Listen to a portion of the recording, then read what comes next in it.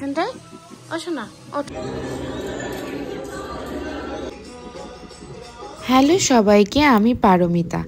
অনেক দিন পর আমার আরেকটি নতুন ব্লগে সকলকে স্বাগত। আশা করছি তোমরা সকলেই ভালো আছো, সুস্থ আছো। আমরাও খুব ভালো আছি, সুস্থ আছি।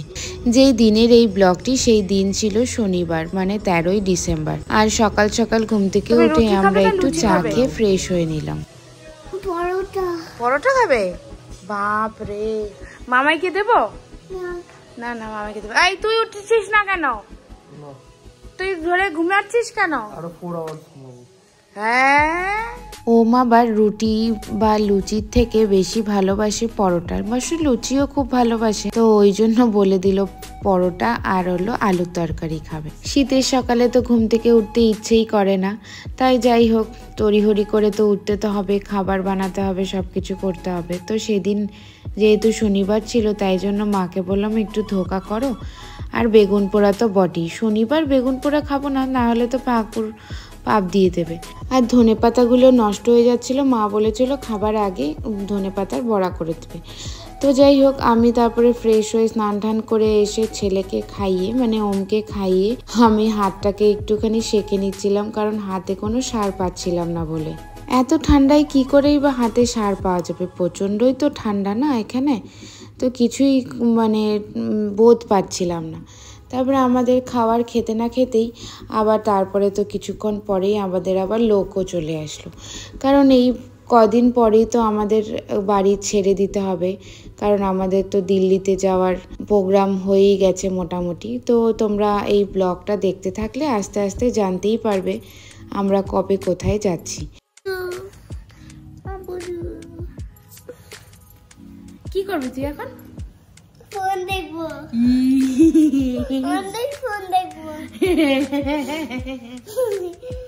তারপরে আমি একটু ছেলের সাথে খেলাধুলা করে একটু ইয়ার্কি ফাজলাও মেরে তারপরে একটু RW অফিসে চলে যেতে হলো, কারণ ওখান থেকে নো অবজেকশন সার্টিফিকেটটা আমাদের তো কালেক্ট করতে হবে।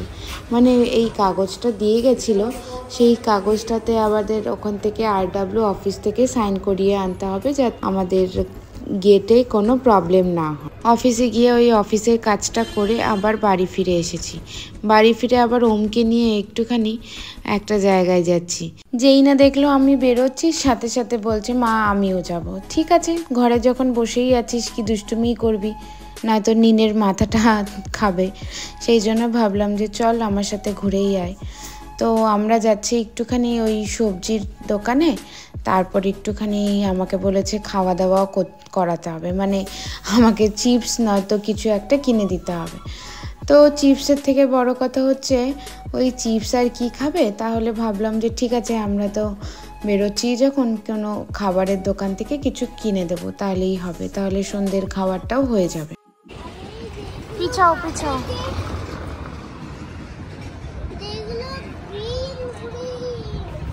মাটিতে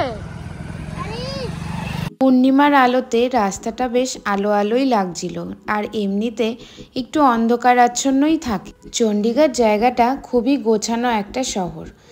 ওই যে বলে না, মানুষ যেখানে যায় সেখানকার মানুষকেও বলো জায়গাকেও বলো নিজের করে নেয়, তো সেটাই হলো প্রবলেম। হ্যাঁ, এই ট্রান্সফারেবল জবে তো আরোই বেশি, যে যেখানেই মানুষ যাচ্ছে অনেকের সাথেই পরিচিতি হচ্ছে, কিন্তু একটাই ব্যাপার, তাদেরকে ছেড়ে বা সেই জায়গাকে ছেড়ে কিছু দিনের জন্য থেকে চলে যেতে হয়।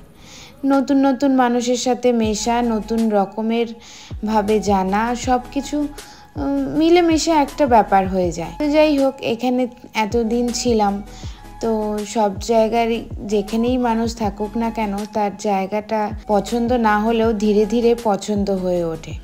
নিজের জায়গা মানে নিজের ওয়েস্ট বেঙ্গলে যেখানেই থাকি না কেন সবসময় ভালো লাগবে, তো অন্য জায়গায় এসে নিজের করে নেওয়াটা হচ্ছে আসল ব্যাপার। তো আমরা তারপরে ভাবলাম, আমার এখানে যে আমার বন্ধু মানে বান্ধবী, মানে ওমের স্কুলের টিচার, সে সত্যি আমার খুব নিজের মতন হয়ে গেছিল। তো তার সাথে আমার ভালো একটা সম্পর্কও তৈরি হয়েছিল। মা এসছেন তার, তো তার সাথেও খুব ভালো জমে গেছিল, কিন্তু কি আর করা যাবে, তাদেরকে ছেড়ে আমাদের চলে যেতেই হবে। খুব কাছের হয়ে গেলে তাদেরকে ছেড়ে চলে যেতে খুব কষ্ট হয়। তো যাই হোক, তাই জন্য আমরা ভাবলাম কাল তো আর হবে না দেখা করা, তা আমি আর ছেলে একটু দেখা করে যাই। তাই আবিরা ম্যামের বাড়িতেই চলে এসেছি। এই আমার বন্ধু, যার নাম হচ্ছে আবিরা ম্যাম, আর ওখানে বসে আছে তার মা আর তার হাজব্যান্ড। এত অল্প সময়ের মধ্যে আবিরার সাথে এত ভালো বন্ধু হয়ে যাবে সত্যি ভাবতে পারিনি। আর ওম তো এইখানে আসলে, মানে আবিরাদের বাড়িতে আসলেই এত মিশে যেত কি বলবো, নিজের বাড়ির থেকেও আবদারটা মনে হয় এখানে বেশি করত। সত্যি আবিরারা খুবই ভালো, এত ভালো বন্ধু হয়ে গেছিল সত্যি ভাবতে পারিনি। আবার নতুন জায়গায় গিয়ে নতুন করে বন্ধু হবে, তাদের সাথে মনের মিল হবে কি না আদৌ সেটা একেবারেই অজানা। তো যাই হোক, ওদের সাথে বন্ধু হয়ে ভালোই হলো, সম্পর্কটা তো রয়ে গেল। ফোন করব, কথা বলবো, এটাই তো।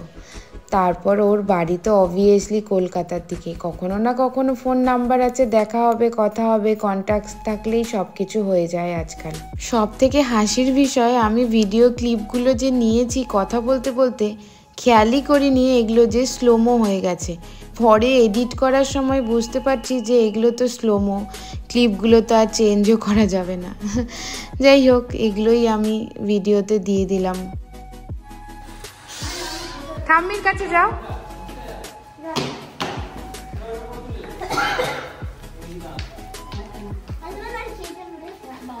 বাবা কত অনেকক্ষণ গল্প গুজব করে বাড়ি ফেরার পালা এবার, কারণ বাড়িতে অনেক কাজ পড়ে রয়েছে। মা তো জানতোই না যে আমি বেরিয়ে কোথায় গেছি না গেছি, মাকে শুধু বলে বেরিয়েছি আমি বেরোচ্ছি। মা বলছে এতক্ষণ তুই কোথায় গেছিস। তো তারপরে এসে বাড়িতে এসে সব আলমারিগুলোকে ফাঁকা করছি, কারণ কালই আবার সকালে লোক চলে আসবে, সব নিজেদের মতন করে গোছাতে শুরু করবে। তার আগেই ভাবলাম যে আমি নিজে কিছু করে রাখি, তাহলে আমার সুবিধা হবে পরে গোছানোর জন্য।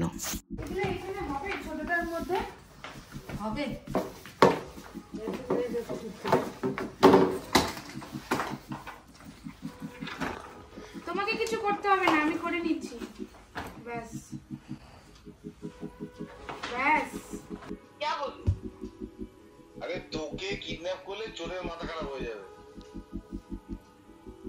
বলো না না। কেন? তুই যে বক বক করবি, চোর এত প্রশ্নের উত্তরই দিতে পারবে না। সব কিছু মোটামুটি শেষ করে খাওয়া দাওয়া করে মা আর ওম এখানে ঘুমিয়ে পড়েছে, আর আমি ওয়েট করছি কৃষ্ণেন্দুর জন্য, কারণ ও তো বাসে করে আসছে। আর কাছাকাছি চলে আসলে বলেছিল দীপকে পাঠিয়ে দিতে, কারণ দীপ ছিল, দীপ স্কুটি করে কৃষ্ণেন্দুকে আনতে যাবে। তাই আমি আর কি করব, ঘুম তো প্রচণ্ডই পাচ্ছে, তাও বসে আছি। তো উনি চলে এসেছেন, প্রায় 1:30টার মতন বাজে। বাইরে প্রচণ্ড ঠান্ডা, মানে ঘরে তো অবভিয়াসলি অনেকই ঠান্ডা, বাইরে তো তার থেকে অনেক বেশি ঠান্ডা। তো যাই হোক, এখন উনি খাওয়া দাওয়া করে আবার খেলা দেখতে বসেছে। তাই আমি বললাম ঠিক আছে তুমি খেলা দেখো, আমি তাহলে ঘুমোতে যাই, কারণ আমি আর পারছি না, শরীরটা প্রচণ্ড টায়ার্ড, কারণ এত কিছু সকাল থেকে চলছিল একটার পর একটা। তাহলে আজকের ব্লগটা এখানেই শেষ করছি, দেখা হচ্ছে পরের ব্লগে। পরের ব্লগে মানে অনেক দিনের জন্য ওয়েট করতে হবে না, পরের দিনই দেখতে পাবে। টাটা।